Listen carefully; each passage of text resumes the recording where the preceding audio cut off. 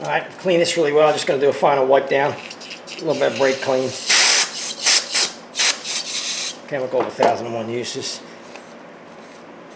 Just make sure there's no oil.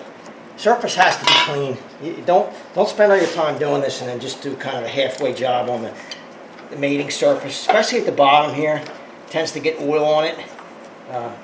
You get oil on this, it's going to leak. So you want to clean it really well.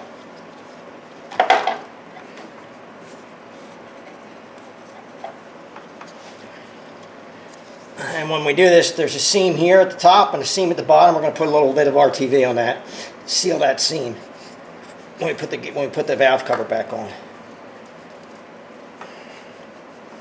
Somebody put RTV all along this bottom edge in this corner, about that wide. It doesn't do any good. Doing that is just a waste of time. It's not going to seal it. Put it on the outside and gummed it all up. That's why I was having a problem getting the cover off. It was the RTV that was just grab and hold, but it's not going to seal it up. Make sure everything's clean in here. Nothing, no junk, nothing like that. Nothing in here. Okay. We're ready to put the little bit of RTV on here and put that cover back on.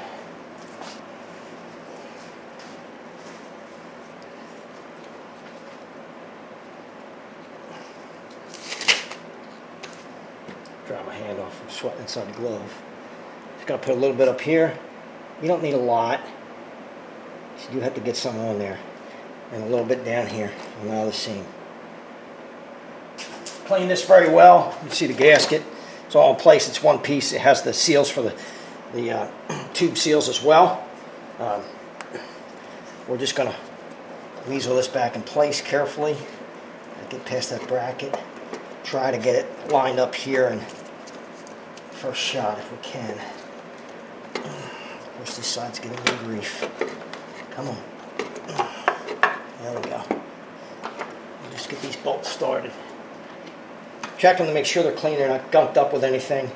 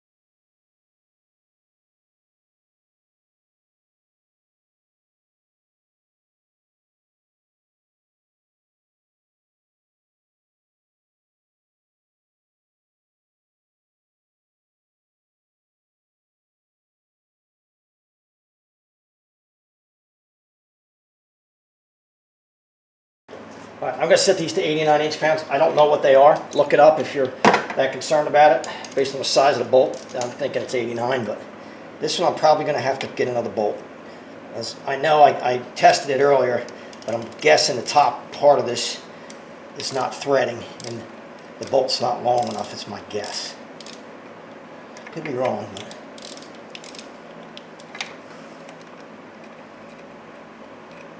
no, it's got it. Maybe the gasket was holding it up a little bit, maybe. Or it's just not quite long enough.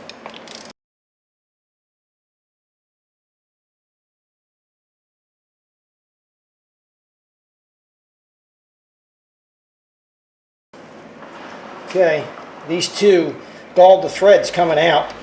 And I did want to tap through them, so I have to put a slightly longer bolt. I'm going to see if I can get this bolt, although I think I have enough room to get it down past where it galled the threads. And I have enough in that hole not to have to put a helo coil in there. That one's good. Let's see this one. I don't know about that one though. Can't feel it.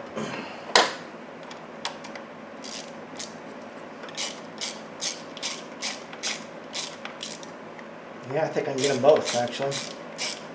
And don't look torque spec in these, don't crush them, they just strip them out. They're only going into aluminum. So I just snug them up. That's about it. You don't need a ton.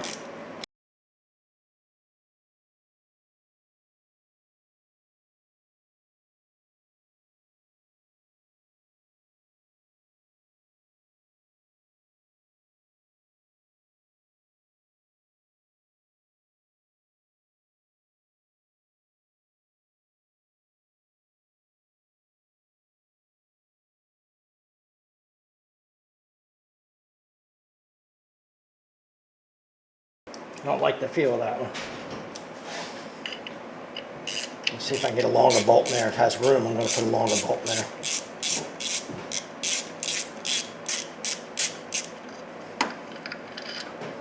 Yeah, it's pulling the threads.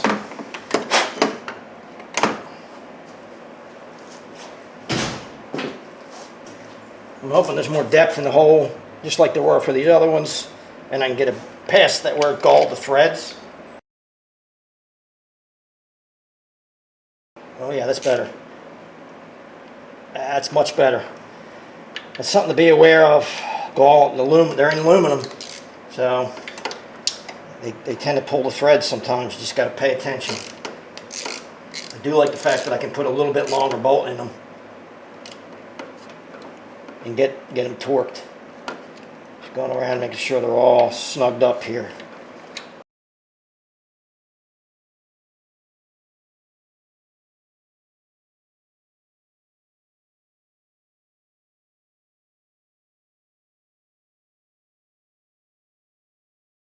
You got to go back because as you tighten them all down, it's going to pull that gasket down, and they're going to get the ones you want put in earlier are going to be loose, just like these are. Got to snug them all down again.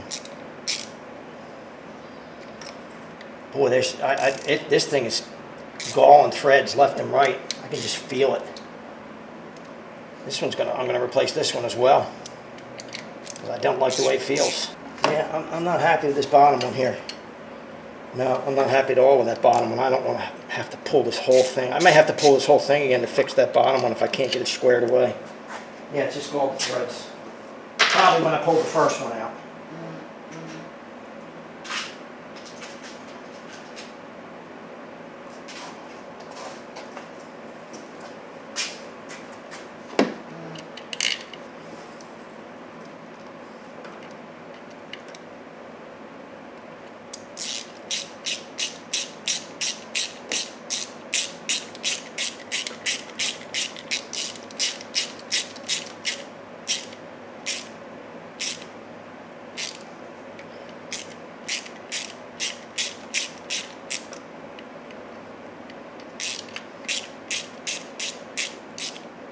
There it is. Good.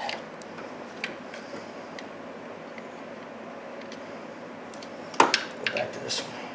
It's not done yet.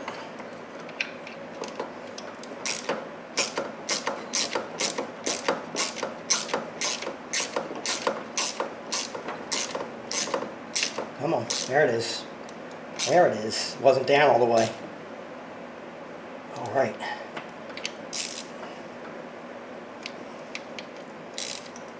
Done. Done.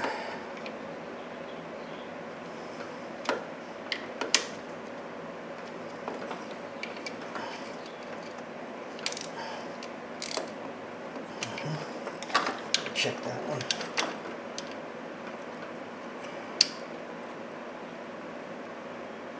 Good.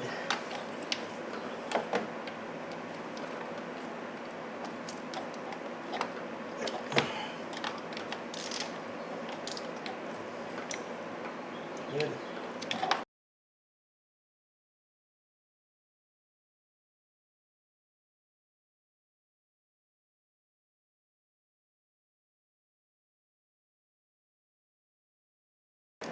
Okay, as I mentioned before, I don't know if I'm going to cut that out of the video or not, but I had to replace 1, 2, 3, 4, 5 of these bolts because they're into aluminum. It's got close to 300,000 miles on it. When you pull them, sometimes they'll pull the threads. Well, these pulled the threads, but not all the threads. They pulled a little bit of them. So I was putting a 30 millimeter, 30 millimeter long, 6 millimeter 1.0 thread is what they are. They're about a 1/4 inch longer, or maybe even 3/8 longer than the ones that came out, but there's enough room in there that they have room to get in there without bottoming out. And then they got enough threads to get a hold and torque them down rather than having to helicoil everything. I was hoping for that, not to have to do that, and I don't.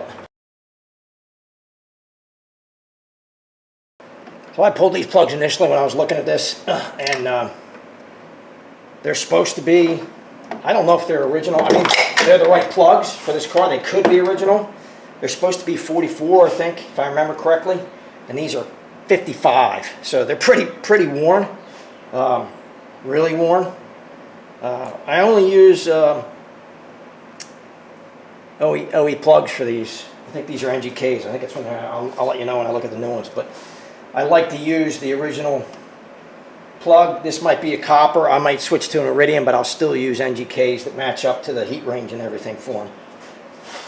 I just don't like switching and using something that the manufacturer doesn't use. It's just asking for trouble.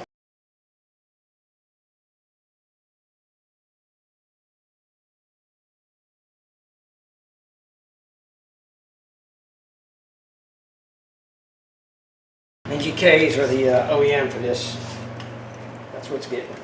That's what the spark plug sockets. My other one wasn't holding it. I don't want this to drop and potentially hit that and damage it or close the gap. If you don't have something that's going to hold it, use a magnet. Slide it down in there with a magnet and get it in the hole and just get it started like that, so you don't damage it.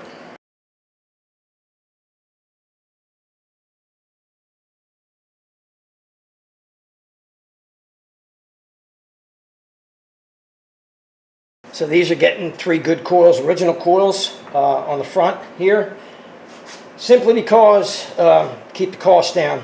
These aren't having any, I didn't have any misfires in the back. 2 of these coils in the front have been replaced already. Fortunately, they weren't in the back, so we could get them fixed real quick temporarily and get them squared away. But we're going to put all new ones in the back because we don't want to have a problem with them. If one of these original ones goes bad, they're real easy to get to on the front, and we'll replace it. Just trying to keep the cost down. That's all. Kind of, you know, they're not really expensive, but when you get 6 of them, they can add up on a 300,000 mile car. Kind of tough to justify the cost. So these are good. If you don't have any problem, they're going back in.